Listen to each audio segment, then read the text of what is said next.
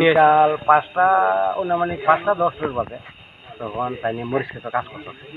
কাজ করার পরে আমরা পাশাপাশি মরিচ ক্ষেতের কাছে তারা এনেছিলাম।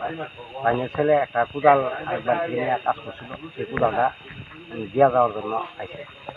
সেটা মানে এখানে 2 মিনিটও দাঁড়াইছে না, এমনি বিজলিটা মারছে, বজ্রপাত। এরপরে যা সঙ্গে সঙ্গে ক্ষেতের দিকে দৌড়ে গেছে, গিয়া দিয়ে মা ক্ষেতের দিকে ফিরে আসে।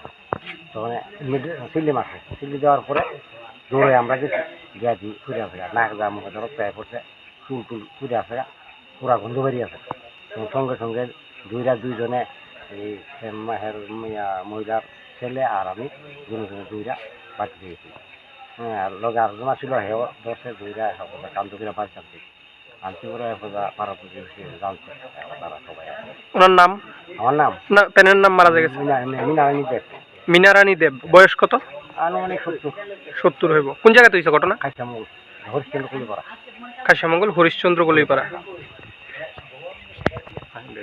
ঘটনা কোন সময় হয়েছে? ওরা আনুমানিক 5টা 10 তো হসপিটালে এতক্ষণ পরে পুলিশ গিয়ে আনলো?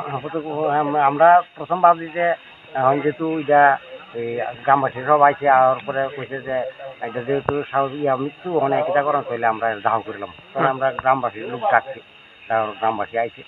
তখন বাই পরস্পরের খবরে এই ডিএমের কাছে খবর গেছে এবং প্রশাসনের কাছে খবর গেছে। তখন প্রশাসনের লোক গেছে, তারা কইছে যে এটা তো এইভাবে হইতো না, এটা পোস্টমর্টম করছে।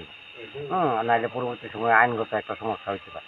পুড়িয়ে পর তখন গ্রামবাসী কইছে ঠিক আছে, তাহলে আমরা যখন আইসি ওখানে আইনের প্রশাসনতে কাজ করো, আমরা আগামীকাল আবার আমু। হ্যাঁ, তাহলে হসপিটালে এলো। তখন তারা যে আত্মীয় স্বজন আছে তারাও সুনামরা মেলাঘর থেকে আইসে, তারা আইতে অনেক বেরিয়ে গেছে। তারা দেখুন লাগে এতক্ষণ লেট করা হয়েছে, নাইলে এর আগে হসপিটালে নিয়ে চলে গেছে। তারা লেগে অপেক্ষা করে বেরিয়েছে।